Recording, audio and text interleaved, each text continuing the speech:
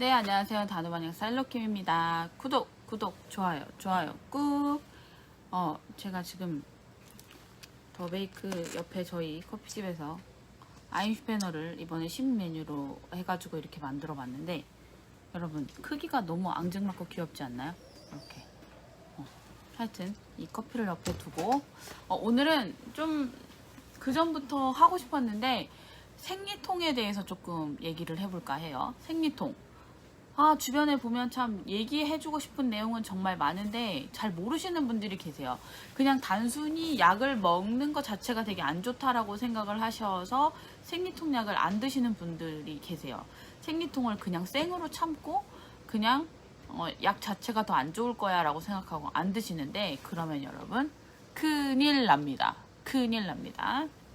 물론 그냥 무작정적으로 진통소염제를 먹으면서 이게 뭐 염증이라든지 통증이 왔을 때 원인을 모르면서 그냥 계속 먹으면서 이거를 통증을 가린다고 해야 되나? 뭐 그렇게 하는 것도 문제가 되지만, 이렇게 생리통과 같이 원인이 분명하게 있는데도 불구하고 약을 안 드시면서 통증을 참는 거는 더 큰 문제가 됩니다.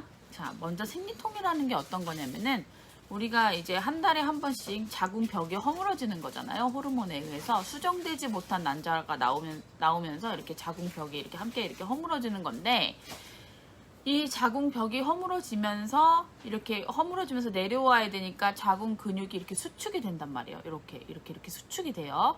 수축이 되는데, 수축이 되니까 근육의 경련이 조금씩 일어나게 돼 있어요. 그러면서 프로스타그란딘이라는 물질이 생성이 되는데, 프로스타그란딘이라는 물질은 우리 몸에 이제 염증을 많이 일으키는 쪽에 관여를 하고 있어요. 염증을 많이 일으키고, 이 프로스타그란딘이라는 물질이 계속, 우리가 그래도 못해도 짧은 사람은 하루 이틀부터, 생리통이 긴 사람은 일주일까지 가는 사람들이 있어요. 이거는 사람마다 천차만별이에요. 그래서 이게 계속 2일에서 일주일까지 이렇게 계속 생성이 되다 보면 그 근육이 더 수축이 되게 되고, 프로스타그란딘에 의해서 뇌는 또 신경 때문에 계속 통증이 있음으로 인해서 우리 몸이 스트레스를 또 더 받게 돼요. 그러면은 더 속도 안 좋고, 생리통 오면은 소화도 좀 잘 안 되고 식욕도 별로 없잖아요. 그렇게 되게 돼 있어요. 그래서 이 진통소염제, 제가 약국에서 드리는 진통소염제에는 타이레놀은 아니에요. 약국에서 드리는 진통소염제에는 엔세이드라는 성분, 펜으로 끝나는 것들이 엔세이드라는 계열에 있는 진통소염제들인데, 그 친구들은 기본적으로 프로스타그란딘의 생성 자체를 억제시켜줍니다. 그러니까 단순히 통증을 잡는 것뿐만이 아니라 우리가 생리통에 의해서 생성되는 프로스타그란딘이 더 이상 만들어지지 않게 원인을 아예 제거를 해주는 거예요. 그래서 꼭 약을 드셨으면 좋겠고, 진통제를 많이 먹음으로 인해서 오바이트를 하시는 경우가 있어요. 위장장애가 분명히 있으니까. 그래서 저는 속이 조금 안 좋으신 분들한테는 그 엔세이드 계열 중에서 그나마 조금 위장장애가 거의 없는 덱시브브루펜 성분의 생리통약을 드리고 있습니다. 그래서 덱시브브루펜 성분의 생리통약을 드시면 위장장애도 없으면서 프로스타그란딘 생성도 막으면서 통증도 없으니까 일상생활도 멀쩡하겠죠? 얼마나 좋아요. 일석삼조입니다, 여러분. 절대 생리통은 참는 게 아니에요. 그러니까 약을 이렇게 특정해서 드시는 거는 저는 절대 좋은 습관이 아니라고 생각을 해요. 본인이 약국이든 병원이든 오셔가지고 증상을 먼저 말을 하고, 그럼 거기에 맞춰서 의사 선생님이나 약사 선생님들이 거기다가 약을 맞춰서 드리는 걸 드시는 게 가장 본인한테 도움이 되는 일이라고 저는 말씀을 드리고 싶어요. 그 생리를 하게 되면 실제로 이 밑에 부분을 이렇게 배 부분, 아랫배 부분, 생리통이 있는 부분을 이렇게 만져보면 배가 차요. 그리고 생리통이 항상 이렇게 전반적으로 있는 것 같이 느껴지지만, 사실은 이번 달은 이쪽, 저번 달은 이쪽, 이렇게 난소에서 양쪽으로 한 번씩 배출을 한다고 합니다.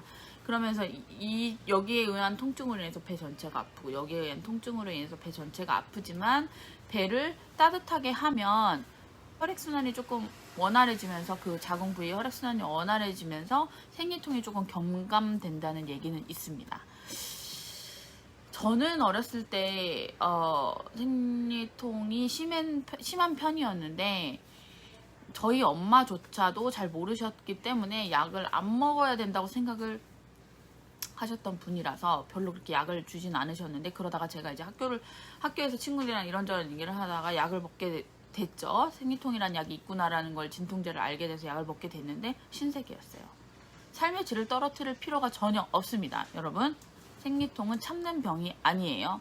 병도 아니에요. 누구나 흔하게 겪을 수 있고 심각한 질환도 아닙니다. 하지만 뭐 너무 심하다거나 뭐 자궁 근종이 있다거나 뭐 다낭성 난소 증후군 그런 게 있다거나 뭐 그런 경우는 제외하고 일반적인 경우에는 약을 드시는 게 맞고요. 호르몬적으로 인해서 너무 많이 불균형으로 인해서 초래되는 생리통은 산부인과에 내원하셔서 호르몬이 규칙적으로 분비되는 약을 드시는 게 맞고, 그러니까 또 결국엔 또 약이에요. 시술이 아니면. 뭔 얘기인지 아셨죠? 그다음에 중고등학생 성장기 청소년들도 생리통이 성인보다 훨씬 심할 수 있어요. 왜냐면 우리 몸이 갑자기 커지면서 자궁도 갑자기 커진단 말이에요. 자궁도 커지면서 커지는 것 자체도 몸이 무리를 받았는데 거기서 생리통이 일어나니까 근육이 더 경련을 일으켜서 그거 자체로서 통증이 있는 분들이 많아요. 그래서 절대 참지 말고 꼭 진통소염제를 아이한테 복용하도록 지도해 주세요. 나쁘지 않아요. 나쁜 약이 아니에요. 여러분, 진통제는 마약성 진통제는 분명히 안 좋은 약이지만 이렇게 일반적으로 우리가 생활하면서 나오는 통증에 먹는 진통소염제는 절대 나쁜 게 아닙니다. 그렇죠? 그래서 이제 생리통 약의 종류에 대해서 말씀을 드릴 건데, 크게 생리통 약은 세 가지로 할 수가 있어요. 아까 말씀드린 엔세이드, 그냥 가장 유명한 타이레놀, 그 다음에 부스코판 플러스라는 약을 조금 또 찾으시는 분이 있는데, 엔세이드는 기본적으로 펜으로 끝나는 애들이고요. 타이레놀은 아시죠? 그 다음 부스코판 플러스는 타이레놀에 스코폴라민이라는 진경제, 근육 경련을 조금 막아주는 것들이 같이 들어가 있어서 엔세이드나 타이레놀만으로 잘 안 들으시는 분들이 종종 부스코판 플러스로 효과를 보시는 분들이 계세요. 근데 저의 경험으로 인하면 여러분, 이 생리통이 있는 날에 커피를 진하게 마시면 진통소염제가 잘 안 드는 것 같은 생각이 들어요. 이게 뭐 대사 기전을 제가 찾아보지는 않았는데 아무래도 좀 충돌이 되는 것 같다는 느낌은 있네요. 그래서 저는 생리통이 있는 날에는 커피는 조금 하루 정도는 스킵하고 있습니다. 어떻게 보면 꿀팁이라면 꿀팁일 수 있어요. 아니면은 진통소염제를 조금 세게 먹고 커피를 마시는 경우도 저는 있기는 한데, 너무 피곤한 날에는 뭐 그런 판단은 여러분들께 맡기겠습니다. 오늘 머리가 이렇게 여기가 더듬이처럼 이렇게. 하여튼 그렇고, 뭐 가장 위장장애 없는 약으로는 덱시부브로펜, 그다음에 가장 뭐 많이들 드시는 거는 이부브로펜.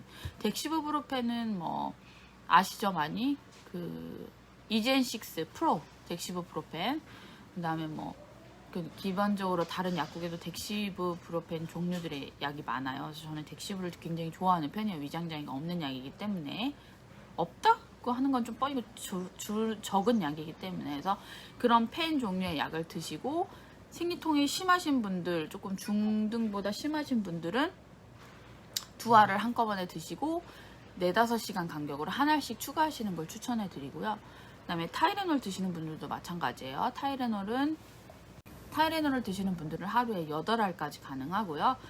덱시브 펜, 엔세이드 계열을 드시는 분들은 하루에 6알까지 가능하고, 부스코판 플러스는 아세타미노펜, 즉 타이레놀이죠. 타이레놀이 기본적으로 500ml 들어있고 스코폴라민이 들어있는 거기 때문에 그것도 하루에 8알 정도까지 권장은 하고 있습니다. 여러분, 8알이 기준인데 만약에 9알을 먹었다, 10알을 먹었다, 큰일 날까요? 신장 기능이나 간장 기능이 정상적인 일반적인 사람으로는 별로 큰일이 나지 않습니다. 절대. 그러니까 너무 불안해하지 마시고 약을 잘 그 하루 이틀 정도 조금 드시면서 우리가 요즘에 퀄리티 오브 라이프라고 하죠. QOL을 굉장히 중요시 여기는 쪽으로 저는 생활을 하려고 노력하고 있는데, 생리통은 여러분 참는 병이 아닙니다. 참으면 안 돼요. 본인의 자녀가 생리를 시작했어요. 초등학교, 중학교 초반이에요. 참아라. 괜찮아질 거야. 절대 그러지 마세요. 뇌에서도 스트레스 받고 몸에서도 더 큰 통증을 일으켜요. 절대 참지 마세요. 생리통. 제가 오늘 드리고 싶은 말은 이거였습니다. 자, 그럼 여러분, 또 제가 언제 업로드를 할지는 모르겠지만 제가 지금 급한 마음에 이제 좀 있으면 좀 바빠질 거거든요. 그래서 급한 마음에 영상을 찍느라고 조금 두서없고 말이 조금 빠르지만 여러분 그럼 반가웠습니다. 네, 다음에 또 궁금하신 분들은 댓글 남겨주시고 오늘은 이만 안녕.